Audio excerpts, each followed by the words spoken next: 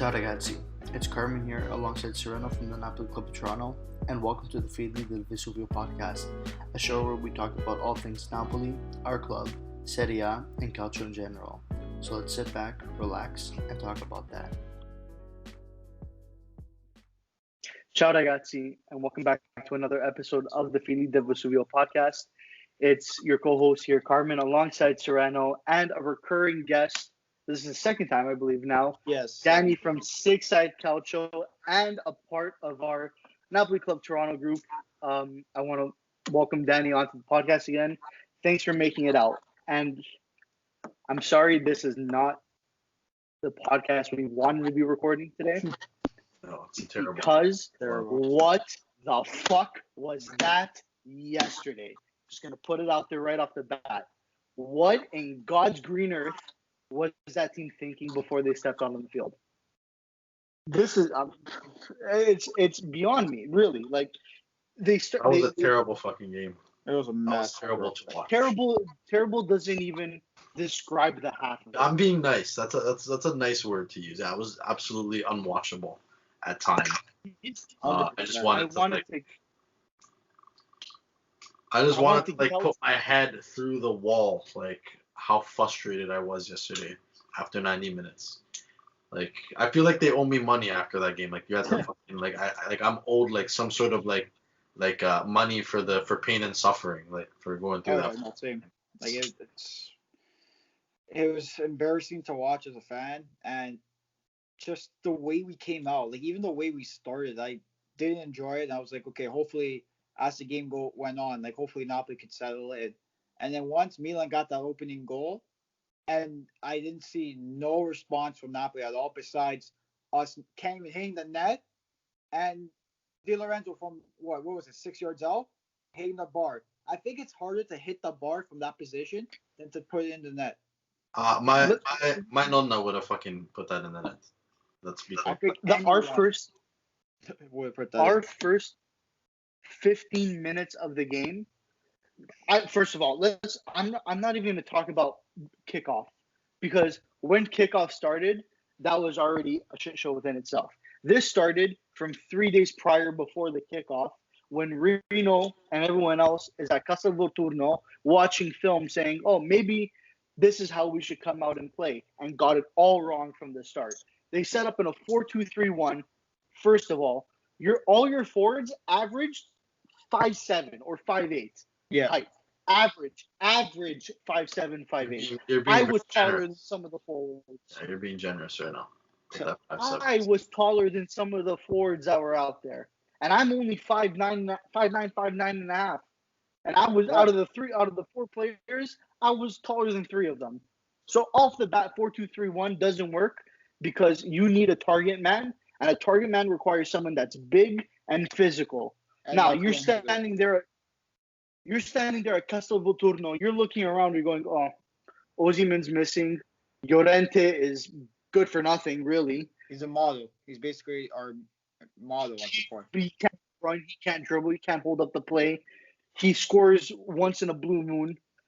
So you got to think, we just bought a new young player, pretty decent on and off the ball, pretty strong, physical, a classical number 9. Fits perfectly in a system that we want to play. No, let's go with Mertens. 5'2", 2 pounds. You're expecting to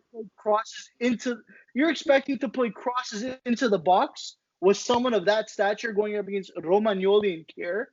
That's your game plan. On top of that, you're playing a slow possession-based game. Terrible. With 4 forwards that can outpace most all of the back lines in the Serie A. And we saw it. Politano made a run from his own half, beat Romagnoli all the way down the field. Wasn't even close to him. Put him right in the dust, right behind him. Yeah, see you later. One thing missing was that final ball. That's it. Exactly. Oh, my God. But, bro, we had the chances, though, too. But, like, I get, like, yeah, the formation was wrong. But, like, if Lozano plays that ball into Insigne on that break, that's a goal, probably. That was a terrible pass. I just remember that right now. Yeah. Di Lorenzo scores the goal that he was just scored. That's a goal. Like it's the same. I get the style is wrong, or that maybe the approach to the game should be better, given the players that we have on the field, maybe playing a different formation. But they had the chances. They just don't put the fucking ball in the net, man. Like I don't know what else to say. Like they do create chances. It's just like I don't know. Like they just their brain slips away. Like when it comes to like doing something with the possession or in the final third. Like they just don't have no brain. Like I don't know what happens. Like they turn into like house league players. Yeah. Like, kids. Like I don't know if it's a natural thing. I'm pretty sure there's a shooting coach in soccer, and we need a new one. Like, the one we have now should have been fired after the first half. We need someone to come in and teach these guys how to finish. It's sad to say because most of these guys are professional. They're all professional soccer players, and most of them are actually really good at soccer.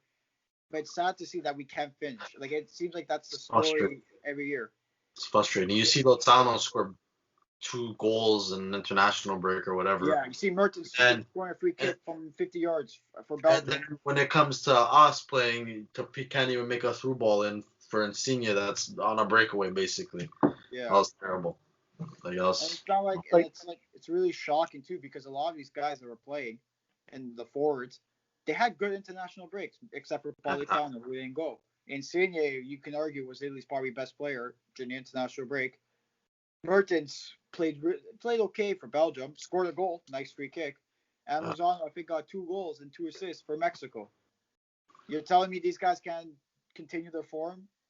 By the way, Fabian Ruiz for Spain was playing like prime Iniesta. Like he was putting up performances with Spain. 2 days later, comes back to Napoli, couldn't connect 2 passes with Bakayoko. No link-up play. He missed. I couldn't even count the amount of balls he misplaced, building up in the attack and in the final third. Now, that's not entirely his fault. Well, it is his fault. He played like garbage. And in fact, 10 out of the 11 starting players in the lineup all played like garbage, bar Politano. Politano was the only bright Bakayoko, but he got the red card. Yeah. Politano and a little bit of Basha. I don't even know if you can blame her that too. Like I don't know. They left him out in the dust 3 straight times.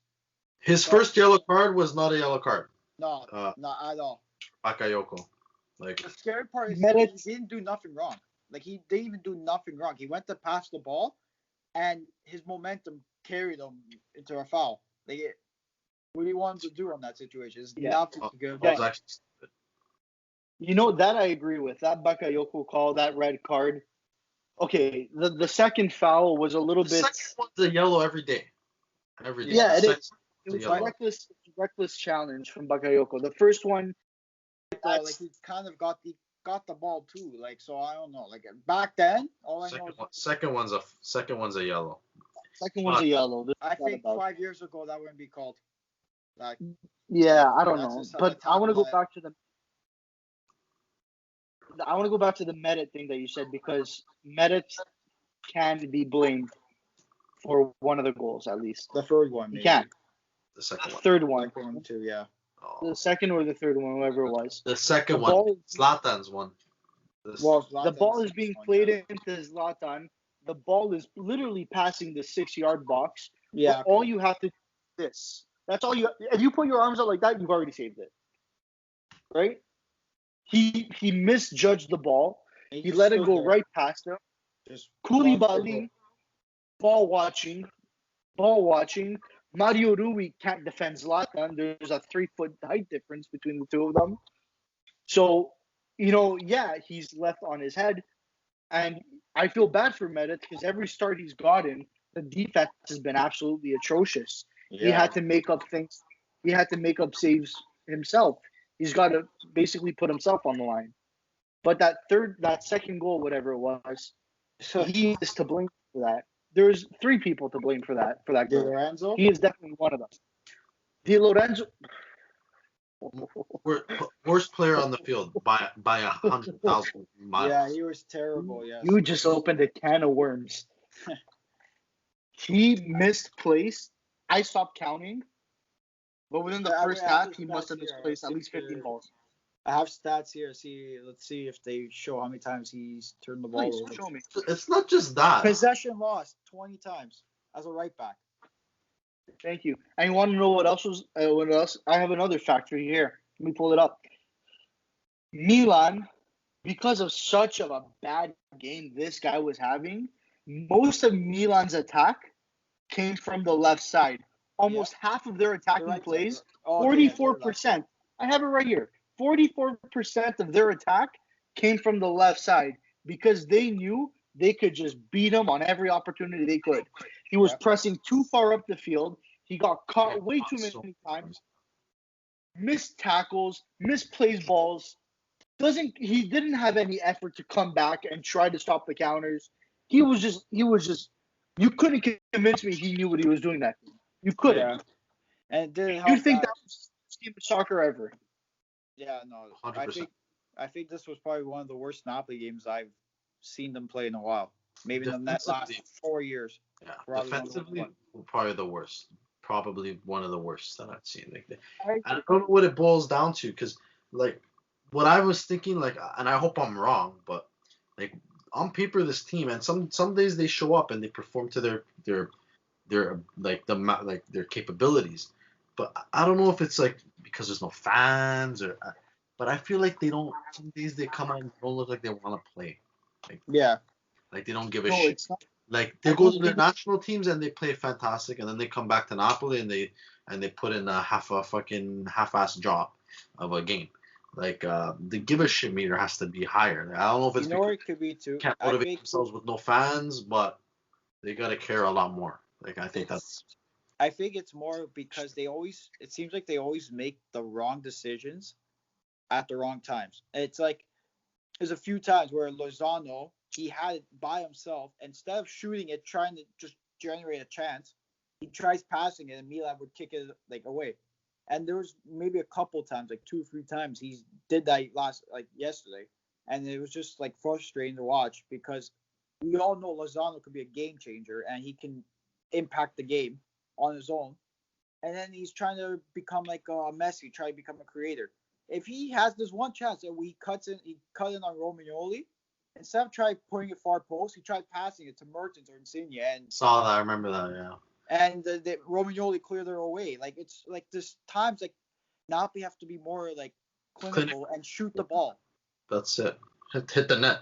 Hit the net at least, man. Right. It's like what it's like. It's like comparing. It's like watching Marner half the time. Doesn't shoot, just passes. Yeah. Shoot the puck. Like you're not gonna always score. You're gonna score if you don't shoot, right? But you don't understand. Like they don't like the coaches. They don't have video. Like film. They make the same mistake all the time. Like they can't like sit the team down. Okay, guys, we're going through a video of the last game. This here wrong. Sure, I think they do, right? Lozano. I'm sure they do. But do they listen? Like, do they have a brain? Like, who knows? No. Okay, here's the thing. Like, so okay. First of all, I'm gonna go back to what it all boils down to, and it's Napoli's style of play. It's the style of play that they have. They want to play a possession-based, hold the ball for as much as you can, catenaccio style of catenaccio style of soccer, and it shows in the stats from last game. Like they doubled. They had the total amount of passes 637 to 378. Doubled the amount of passes Milan had. Milan scored 3 goals with half the amount of passes they had to make. So that already shows you. Also, another stat here: crosses 24 to who? Who are you crossing to? Mertens, Insigne. Who's gonna win that aerial duel? But I already got into that. They're playing a lot of, like, I don't know. It's like they want to play tiki taka, but they can't. It's too slow. It's too slow. Yeah. There's very little movement. The average player positions are pretty stagnant. Like they don't. If you're gonna play that fast-paced style of football, you also have to be fluid in the way in which you're moving around the pitch, right? And that's another thing too, if you're playing what I think they should have started in was a 4-3-3 false 9 allowing Mertens to drop deep and allowing the front three to interchange their positions, making a more fluid style of play. That causes confusion, first of all. The back line doesn't know who to pick up, if they should press up if Mertens drops deep, if they should shift to one side if Insigne cuts in, if they're going to worry about a back post cross to Lozano or Politano, whoever it would be, coming in on the other side. It causes a lot of confusion for the defense. But not only that, in the midfield, if you're 4-3-3, you have Bakayoko. He's a ball-winning midfield. You drop him in a deep-lying position, he distributes the ball and he wins you the ball back. You have Fabian and Zielinski. They both work up the pitch. If one's pushing forward, let's say it's Fabian playing left side, one playing left side, Fabian's playing left side, or Zielinski would be playing left side because right foot. He pushes up the field. He aids in the attack. Fabian pushes. He stays a little bit back, but he pushes more centrally, giving him more support. Bakayoko cleans up behind them. Yeah. It's very simple. Like I'm no tactician, nor have I played soccer for a while. But if I can figure that out, fuck, maybe you should figure it out. Yeah. You get paid to do that, right? Like, yeah, there's like a few times. Like there was like times like I was just looking at the way they were building up, and it was just really slow. And if a person watching it from their couch can realize it, why can't the coach like do the same? And I don't know.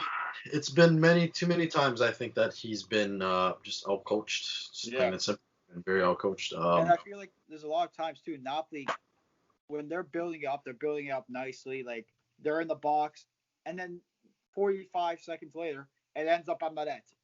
Like I know. Because like I said, there's no. It's got to be fast. That's what it boils down to. It's too slow. If you want to play a possession based, like you're gonna go nowhere if you're playing these slow passes, slow build up, and like Carmen was saying, like you can't play Mertens up there as a target man. You lose him basically. It's like you're playing a man down. Like if you want to play Mertens up there, like Carmen's saying, in a 4-3-3, not 4-2-3-1. Because then he drops back. He's a false nine. If you have him as a target man, you need a Patania up there. If you're gonna play 4-2-3-1, the natural substitute, you should have just went with the natural substitute. If you wanted Mertens to be your guy, you should have went to a 4-3-3. I thought season Napoli wanted to play two formations. Why not? That was your perfect opportunity to switch up that formation and go 4-3-3.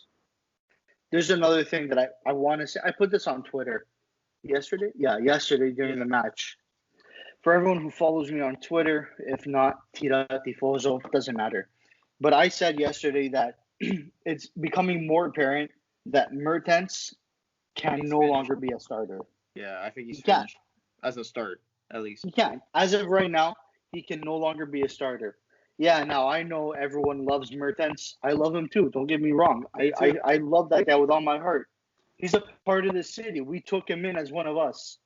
But it's either he needs rest and he needs to be sat out for a couple of games. He needs rest. Or we're starting to see the effects of age wearing on to him. He's 33 years old now. He's not going to be playing the same type of football he was playing when he was 25. Right? Yeah. Even though we're seeing one of the two. Even though he scored, like you can he scored, but he scored though. He gave Napoli a chance. He did more harm for us yesterday than good, you can say. And for me, he was. Well, Insigne, man, you could have given him a whistle and a flag. You could have refereed. Existent for most of the game. I don't know. I don't think it's his fault, Mertens. I think Mertens is burnt out. I think he needs a rest, and I think he can't play as a sub. He can't play as a striker in that position, and he also cannot play as a central attacking midfielder in that position or in that formation, I should say. I think you have to play Mertens either on the wing as a sub or in a 4-3-3 as the striker. Or you might even want to maybe one day switch it up and play 4-3-3 with an Osimhen in the 4-3-3. Yeah. I don't know. Your players, Mertens is burnt out. Insigne looked burnt out yesterday too. These guys got to rest. You have players, you have a bench to be able to rotate. Like he's got to start rotating players more frequently. Like it can't be Mertens playing every game. I can't remember when Mertens ever started on the bench. Yeah, it's gotta be like I think he needs he needs a rest, and the way he's been playing as of late, it kind of reminds me. I know this is gonna sound really bad, but just you let me hear me out. Kind of reminds me of how Callion was playing with us last season and the year before. Yeah. It's just like it. He looks like he's not the same. It's not the same player that he was a few years ago. And I think Yeah. it has to be with the age, or two, he's burnt out. And now for me, I Combination. don't even care if I see Mertens in the starting 11 now, like because of what he's been as the way he's been playing as of late. He And I still think it's has time he to still has a lot to give to the team. Even like yeah, obviously saying, like, yeah. I love the Mertens. Don't bench, get me like, that's wrong, but important. Like, or I'm sure he could start a few games against like smaller teams, or maybe yeah, he builds up his form. His form gets better. You play him, but he can't be playing 90 minutes. I don't think anymore. no. Patania would have been. I thought he was gonna start 100%. I don't know I why knew he. they were going to probably go with Mertens because of what Mertens is capable of. Yeah, but then if Again, I thought okay, it's either gonna be Mertens in a 4-3-3 or Patania in a 4-2-3-1. That's mm-hmm. before the lineups were announced. I thought okay, this is a no-brainer. Like it's either a like for like, or you change the formation and you play who scored all those goals in a 4-2-3 as a false nine. Yeah. But apparently Gattuso wasn't watching when that happened. See, like, Understand. here's another thing about that. Like, okay, Mertens, he's still. I agree. He needs to rest. He needs to sit out for a few games, because first of all, let's say we play in a 4-2-3-1. What I suggested, or what I thought, was play Zielinski in the cam.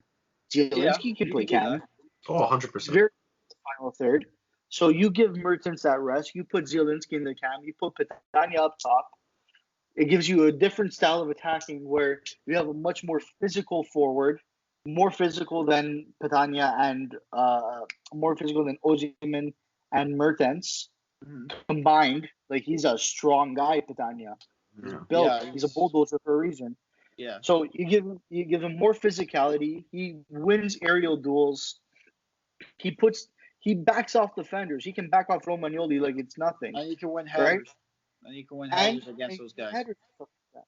and then you have Zielinski coming in behind him, who's a much more direct, sort of fast pace, break the lines, run, like, head onto the defenders, take someone one on one, and force them to make a play.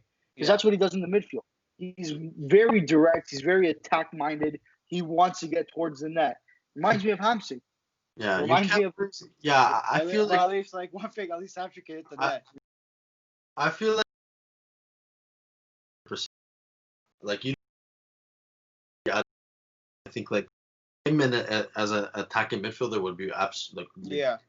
Or And you keep that Fabian and Bakayoko pairing together, and you have him right on. Like, it would be beautiful. I feel like they should 100% do that. And then it's quickly adapted into a 4-3-3 if they want to switch to that style.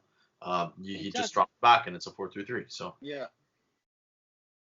And there's another thing. Oh, sorry. Go ahead, Yeah, Danny. even like I'll finish. yeah, not even like a guy like Almas. I was surprised. Like, to be honest, I was expecting Almas potentially to play over like Lozano or something because of what he can bring to the team. He's more of a great playmaker. He can dribble past defenders. He's tricky. He's good with the ball. He can also finish too. And especially if Lozano's tired, like yeah, Lozano. like I was surprised not to see, but even with the like what he said too, I was surprised that Gattuso went with him. Like after like what he said about like Barcelona and I was surprised like Almas didn't even play because he could have played in that central role. Yeah.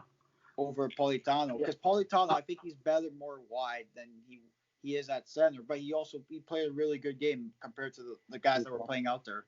I'm not worried about Barcelona because if he makes passes like he made yesterday, there's no fucking way Maybe Barcelona. the Barcelona will go to the Barcelona B team. He's gonna play for fucking Stuttgart. He's gonna play for those passes.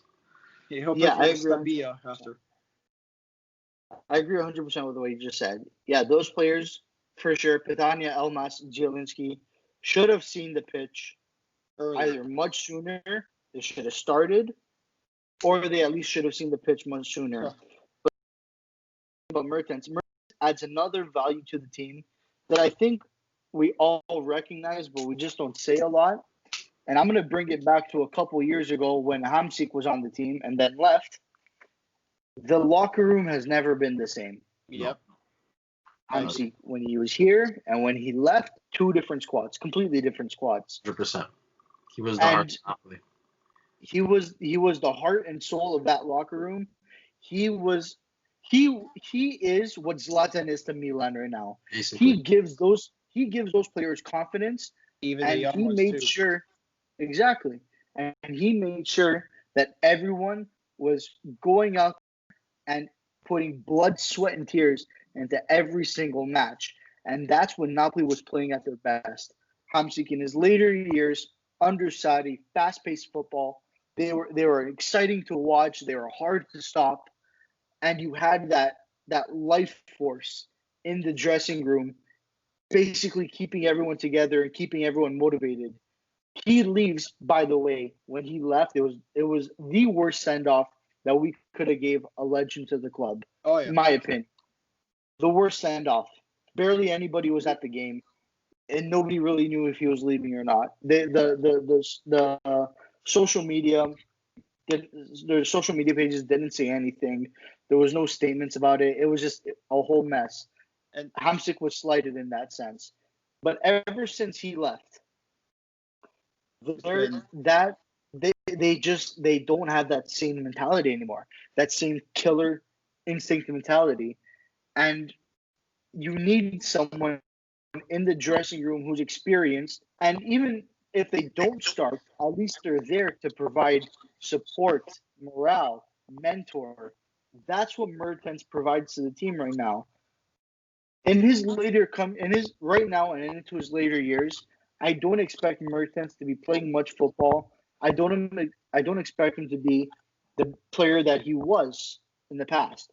I expect him to be what Hamsik was, a mentor, taking people under his wing, teaching them the way of how we play in Naples, how the Serie A works for new players coming in, using him as like an ambassador or like an agent, attracting new players in, young players.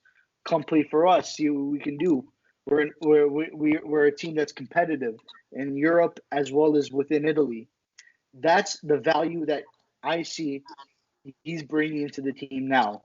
Not so much that he's going to go out there and score 25 goals a season, but that he is now a fundamental building block for our future to come within the dressing room. That's my 2 cents. I agree. I have something that I want to say. Why did we not sign Zlatan Ibrahimovic when he wanted to come play for Napoli? Why did we pass on that?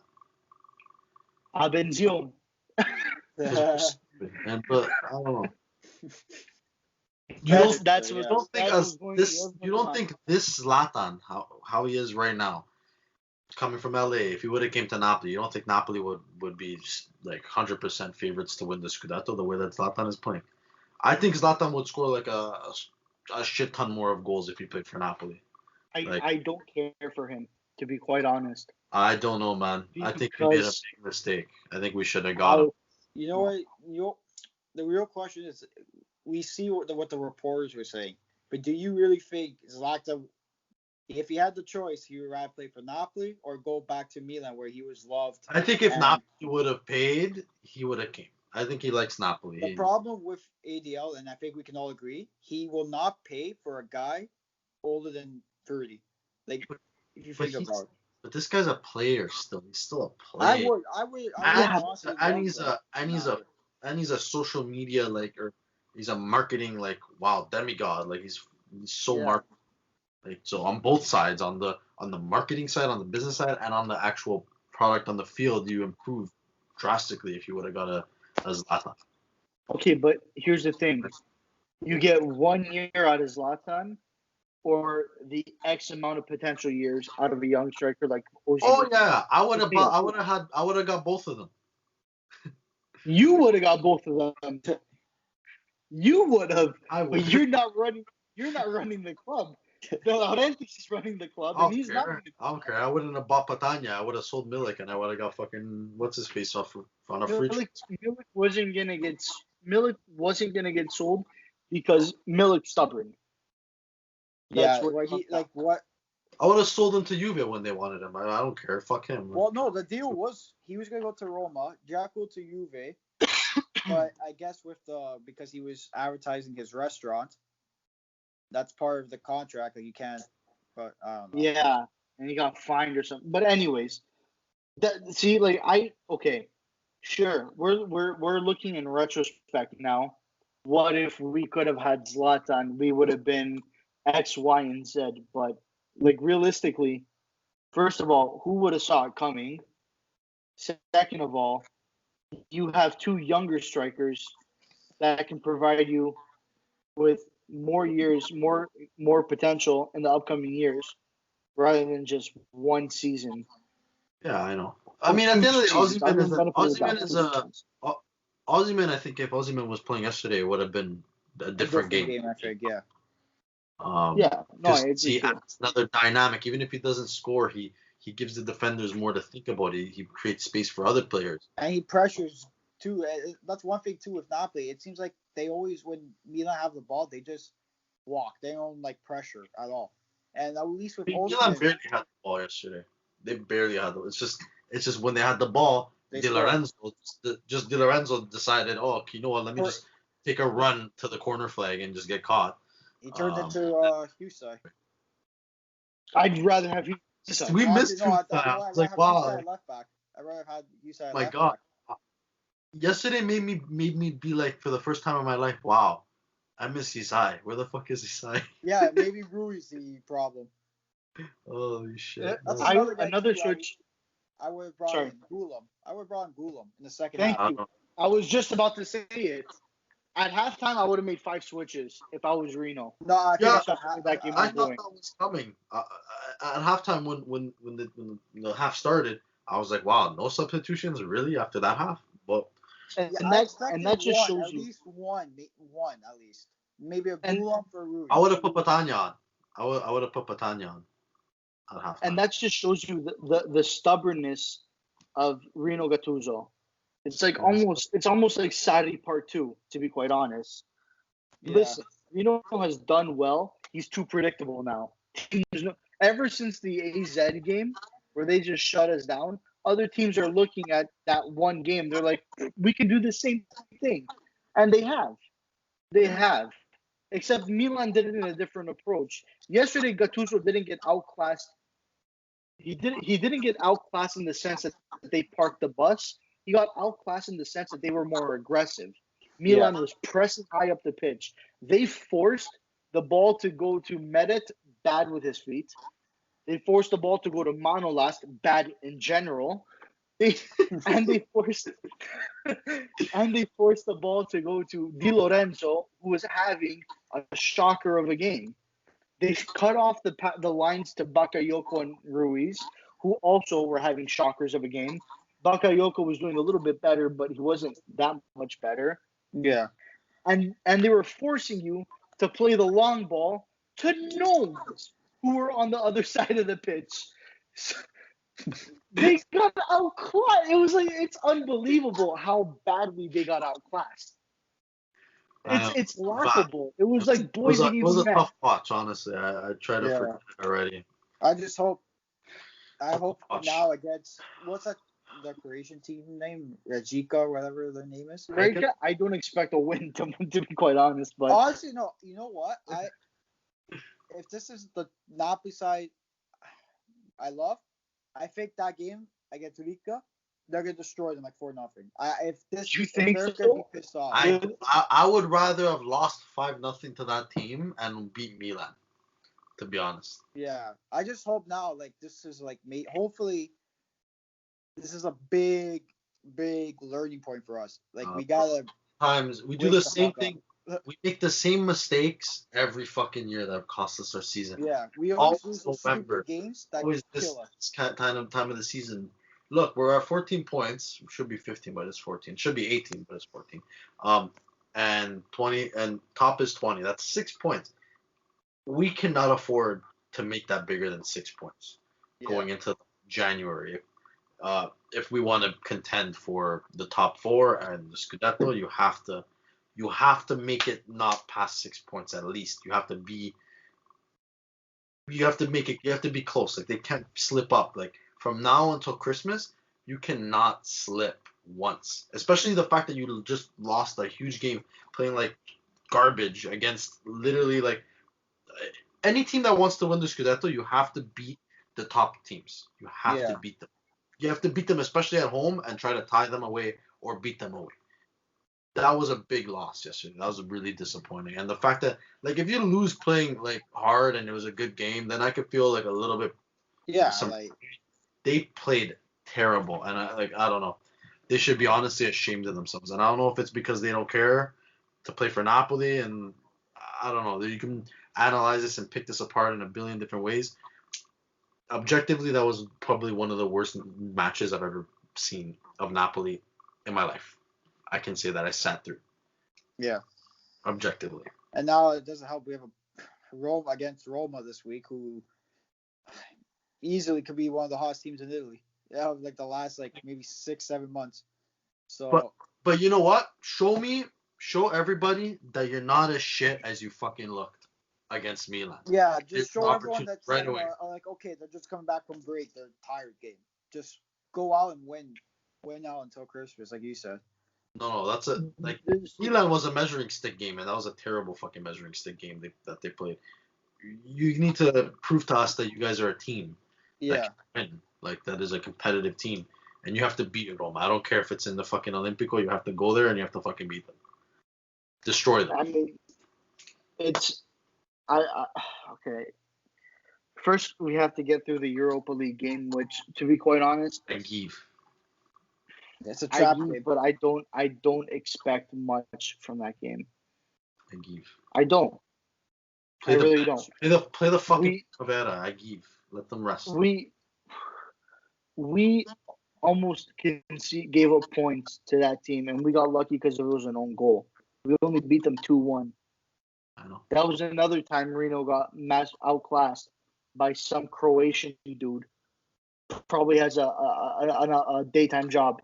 To be quite honest, I don't know anything about that team. Didn't even know where they were from. Me neither. Until we went out to play them, and they almost beat us. And now we're talking about Roma, which, by the way, we might be doing an online meet, but that will be put onto the account. So, but now we're going up against Roma. Roma just came off a 3-0 win. Mind you, it's against Parma. But they've been on a streak the last 4 games, I want to say. Yeah. Maybe more. Yeah, they look scared. Yeah, and